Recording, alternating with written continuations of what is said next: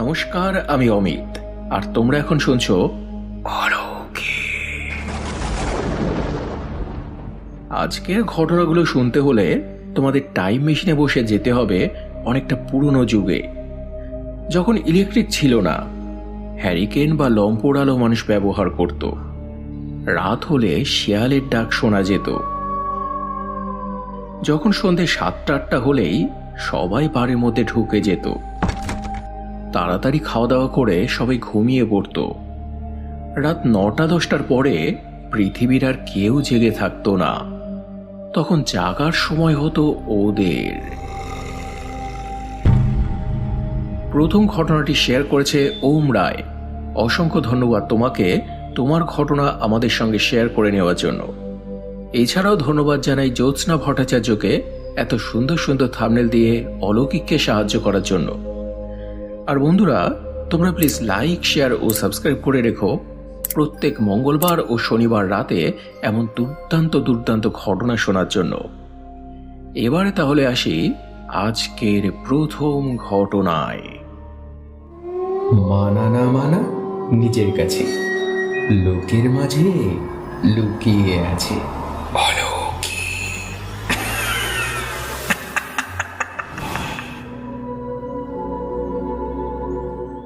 High Amit, আমি বাঁকুড়ার লালবাজার থেকে ওম রায়। আজ আমি তোমাকে একটি ভয়ঙ্কর ঘটনা বলবো। বাচ্চাদের রক্ত চুষে খাওয়ার ঘটনা।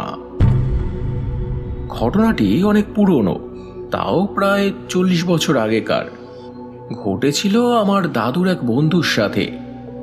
আমার দাদুর তখন ইয়ং বয়স, ওই 27-28 বছর মতো।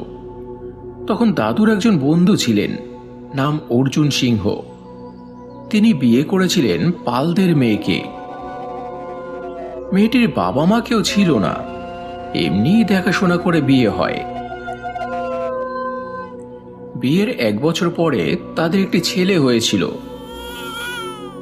তবে অবশ্য ছেলেটা বেশি দিন বাঁচেনি।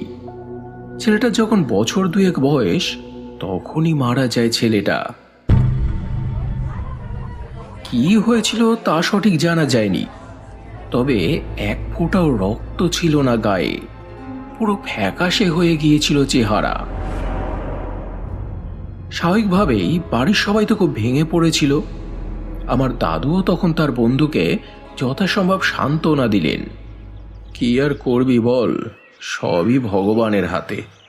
তিনি এক হাতে যদি নেন, আর এক হাতে দেন। তাই হলো। বছর 3 পর এবার একটি মেয়ে হলো।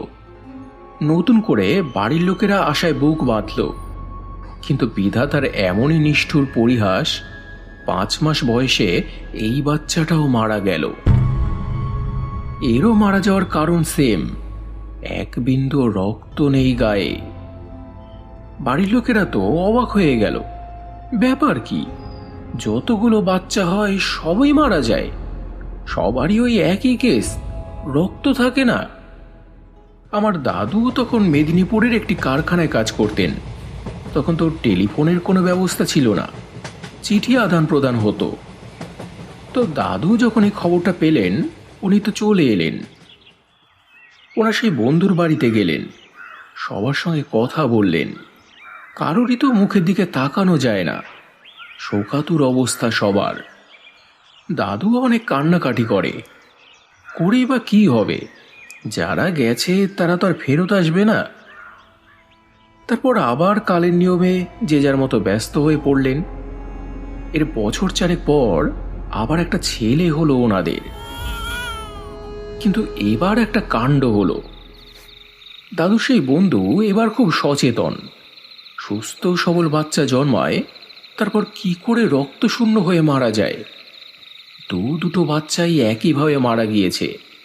যে করেই হোক এটাকে বাঁচাতে হবে। তখন তো বিজলি বাতির কোনো ব্যবস্থা ছিল না। সদ্যজাত বাচ্চা, যদি অন্ধকারে ভয় পায় বা আগের মতো কিছু হয়, তাই রাতের বেলায় তখন ঘরে হ্যারিকেন জ্বালানো থাকতো। তো একদিন হয়েছিল কি, দাদুর সেই বন্ধুর রাতে ঘুম আসছিল না, চোখ বুজে জেগেই শুয়েছিল। কিছুক্ষণ বাদে একটা নড়াচড়া শব্দে উনি তাকিয়ে দেখেন ওনার বউ বাচ্চাটার গলার কাছে মুখ নিয়ে শুয়ে আছে। উনি অত বুঝতে পারেননি, ভাবেন যে ওইভাবে জড়িয়ে শুয়ে আছে হয়তো। আসলে বউটা ওই বাচ্চাটার গলায় কামড় দিয়ে রক্ত চুষে খাচ্ছিল তখন। ইনি সেটা বুঝতে পারেননি। বোঝা গেল সকাল হতে এই বাচ্চাটাও মারা গেছে। এরও গায়ে এক ফোঁটা রক্ত নেই। তখন দাদুর বন্ধুটারও সন্দেহ হয়, রাতে ওইভাবে গলা জড়িয়ে শুয়েছিল, তারপরই এই ঘটনা। ব্যাপার কি? বউটাকে তো তারপর খুব মারধর করেন তিনি। একটা নয়, দুটো নয়, তিনটে বাচ্চা এই একইভাবে মরেছে। কারোর কি আর মাথা ঠিক থাকে? তখন তো সবাই মিলে ওকে ঠেকান, না হলে তখনই বউটাকে মেরে ফেলতেন। তারপর আমার দাদু গেলেন, গিয়ে সব দেখে শুনে বললেন, এভাবে মেরে ধরে কি হবে? আদেও কি ওর মাথার কোনো গন্ডগোল আছে, নাকি কোনো মানসিক রোগ আছে সেটা জানা দরকার। না হলে কি নিজের বাচ্চাদের কেউ এইভাবে মারে? আমার দাদু তখন ওনার বন্ধুকে নিয়ে ওনার শ্বশুর বাড়িতে গেলেন। গিয়ে যা শুনলেন তাতে তো ওনাদের হাত পা ঠক ঠক করে কাঁপতে লাগে। আগেই তো বলেছি, বউটার বাবা মা কেউ বেঁচে ছিলেন না। যা বলার পাড়া প্রতিবেশীরাই বলেছিলেন। তারা জানিয়েছিলেন, আমরা জানতুম এরকমই কিছু একটা হবে, আগে কিছু বলিনি, না হলে আমাদের দোষ হতো। ওদের ফ্যামিলিটাই ভালো নয়। ওর মা ছিল একজন ডাইনি, আমাদের অনেকের অনেক ক্ষতি করেছিল। ওই একইভাবে ওর বাবারও রক্ত চুষে মেরেছিল ওর মা। তারপর নিজে মারা যাবার আগে সেই খারাপ জিনিসটা মেয়েকে দিয়ে যায়। তাই মেয়েও হয়েছে ওরকম। ওর মধ্যে মনুষ্যত্ব, দয়া, মায়া, বিবেক, বুদ্ধি কিচ্ছু নেই। পিশাচ একটা। এসব কথা শুনে তারা তো মারাত্মক ভয় পেয়ে যান। তারপর বাড়িতে এসে যখন এসব কথা জানান, বাড়ির লোকেদেরও তো শুনে গা হাত পা ঠান্ডা হয়ে যায়। কিন্তু বউটাকে কিছু জানতে দেওয়া হয়নি যে সত্যিটা তারা জেনে এসেছে। নাহলে তো বরকে বাড়ির লোকদেরও মেরে ফেলতো সে। যে নিজের পেটের সন্তানের রক্ত খেয়ে এভাবে মেরে ফেলতে পারে, সে কি না করতে পারে। তারপর একজন সাধু বাবাকে আনা হয়েছিল। তিনি স্পষ্টতই জানিয়ে দেন, এই জিনিসকে কেউ শেষ করতে পারবে নাই, কেউ ওর কোনো ক্ষতি করতে পারবে নাই। সে যদি নিজে থেকে কাউকে ওটা দিয়ে যায়, তাহলেই সে মারা যাবে। কিন্তু এমন বউকে নিয়ে তো আর সংসার করা যায় না, বাড়িতে রাখা যায় না। কখন কার কি ক্ষতি করে বসে তার কি কোনো বিশ্বাস আছে? কাজেই লোকজনকে সাক্ষী রেখে বউটাকে তারপর বাড়ি থেকে তাড়িয়ে দেওয়া হয়েছিল। বাড়িটাকে বন্ধনও করিয়ে নেওয়া হয়েছিল, যাতে পরবর্তীকালে আর কোনো ক্ষতি করতে না পারে। কিন্তু তারপরেও দাদুর সেই বন্ধু বেশি দিন বাঁচেননি। সুখে দুঃখে নিজে থেকেই মারা গিয়েছিলেন, নাকি বউটাই কোনোভাবে তাকে শেষ করেছিল, তা অবশ্য জানা যায় না।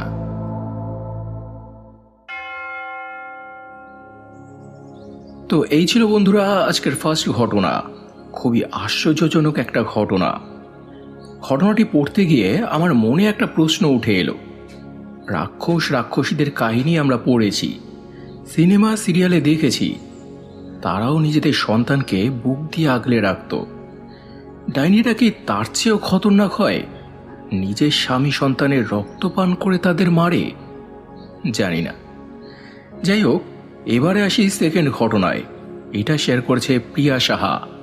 অসংখ্য ধন্যবাদ তোমাকে ঘটনাটি অলৌকিকে শেয়ার করার জন্য। আর বন্ধুরা, এমন ঘটনা বা অভিজ্ঞতা যদি তোমাদের কাছেও থেকে থাকে, চটপট এখানে পাঠিয়ে দাও। ভিডিওর ডিসক্রিপশনে দেওয়া বা থাম্বনেলে দেওয়া নাম্বারে আমাকে হোয়াটসঅ্যাপ করে দাও। লিখেই যে পাঠাতে হবে বা সাজিয়ে গুছিয়ে যে বলতে হবে এমন কোনো কথা নেই। সাজিয়ে গুছিয়ে নেবার দায়িত্ব আমার। তাই নির্ভয়ে এবং নিঃসংকোচে তোমরা এখানে ঘটনা শেয়ার করতে পারো। এবারে আসি আজকের দ্বিতীয় ঘটনায়।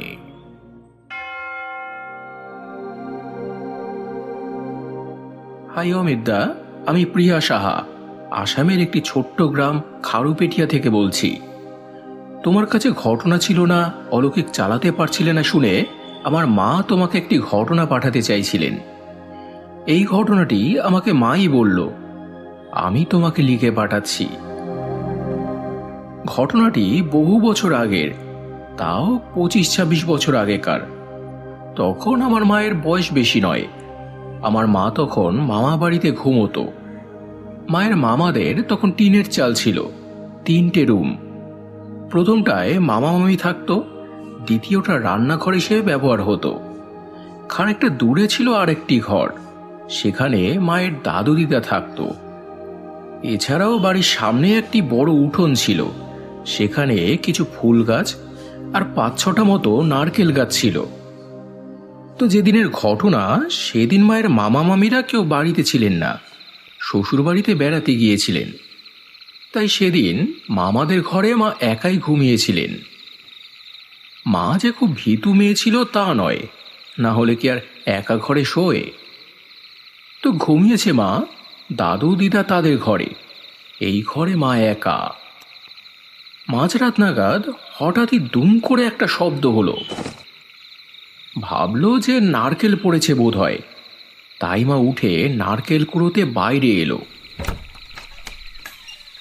দেখে যে কোথায় নারকেল তো নেই, তাহলে কিসের আওয়াজ হলো?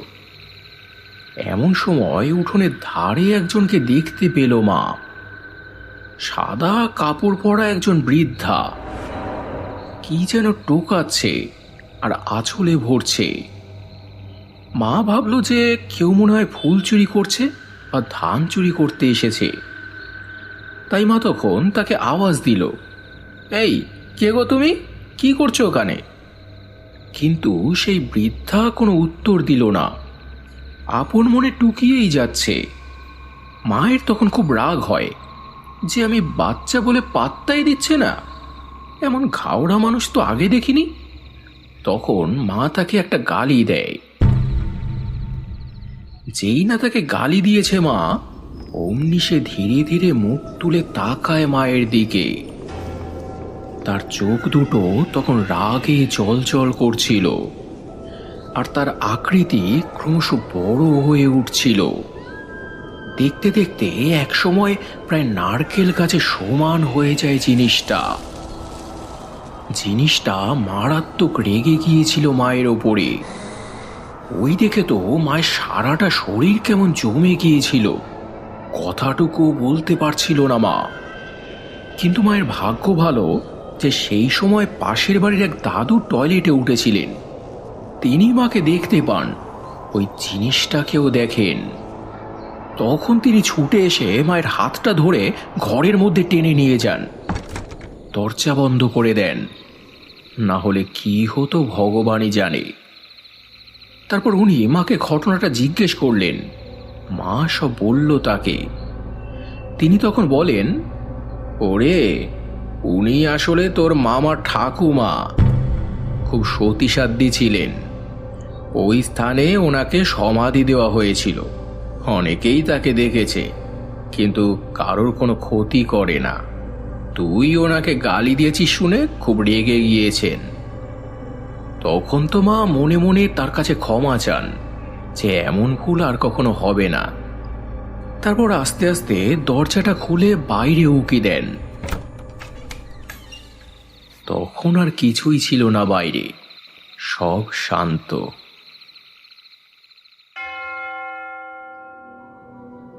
তো এই ছিল বন্ধুরা আজকে সেকেন্ড ঘটনা। এরকমই একটা জিনিসের সঙ্গে আমার দিদা একবার কুল কুড়িয়েছিল। আমার দিদা বাড়িতে তখন কুল গাছ ছিল, বেশ বড় বড় নাকি কুল হতো। তো আগের দিন রাতে খুব নাকি ঝড় বৃষ্টি হয়েছিল। দিদা ভোর ভোর উঠে তখন কুল কুড়োতে যায়। গিয়ে দেখে সাদা শাড়ি পরা কে একজন ওনার আগে থেকেই কুল কুড়োচ্ছে। কুড়িয়ে কুড়িয়ে টোকরে ভরছে, মানে আঁচলে পড়ছে। দিদা তখন ওনাকে আওয়াজ দেয়, কিন্তু উনি কোনো সাড়া দিলেন না। তারপর দিদা কুল কুড়োতে গিয়ে একটা জিনিস লক্ষ্য করে। যে মহিলা কুল কুড়োচ্ছিল তার পাটা ছিল মাটি থেকে ওপরে। শোনা যায় ভূতের পা নাকি মাটি স্পর্শ করে না, মাটি থেকে খানিকটা ওপরে থাকে তাদের পা। সেই দেখে তো দিদা খুব ভয় পেয়ে যায় এবং বুঝতে পারে যে জিনিসটা আসলে কি।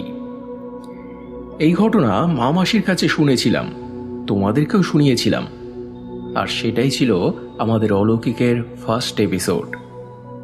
তো কেমন লাগলো তোমাদের আজকের এই ঘটনাগুলি কমেন্টে জানিও। যদি ভালো লেগে থাকে ফেসবুক, ইনস্টাগ্রাম ও পরিচিত মানুষদের সঙ্গে প্লিজ শেয়ার করে নিও। আর এবারে গত এপিসোডের কমেন্ট পড়ার পালা, যেখানে জবা চক্রবর্তী লিখেছে, হ্যালো অমিত দাদা, আমি ডানকুনি থেকে জবা চক্রবর্তী। ঘটনা দুটোই খুব ভালো ছিল, খুব ভালো লাগলো শুনে। মনীষা কাকিমা লিখেছেন, দ্বিতীয় ঘটনাটায় ওটাকে নিম পাখি বলে, খুব ডেঞ্জারাস ঘটনাগুলো। থ্যাংক ইউ কাকিমা পাখিটার নাম বলার জন্য।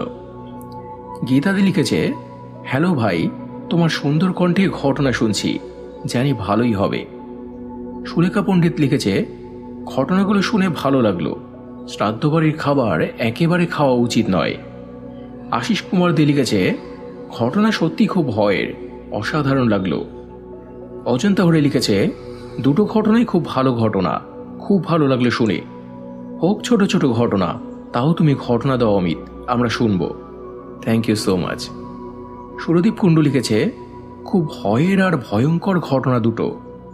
এছাড়াও আরও কমেন্ট করেছ মিতা রয়, সমীর সরকার, মায়াদি, মৌসুমী মুখার্জি, বিশ্বজিৎ ভট্টাচার্য, অমিতা জেঠিমা, অঙ্কন, সৌমিতা চক্রবর্তী সহ অসংখ্য অসংখ্য প্রিয় বন্ধুরা। তোমাদের প্রত্যেককেই অসংখ্য অসংখ্য ধন্যবাদ আর বুক ভরা ভালোবাসা জানিয়ে আজকের এপিসোড এখানে শেষ করছি। আবার দেখা হবে শনিবার আরও একটা জমজমাট অলৌকিক এপিসোড নিয়ে। সবাই খুব ভালো থেকো এবং ভালোবাসা নিও। ধন্যবাদ।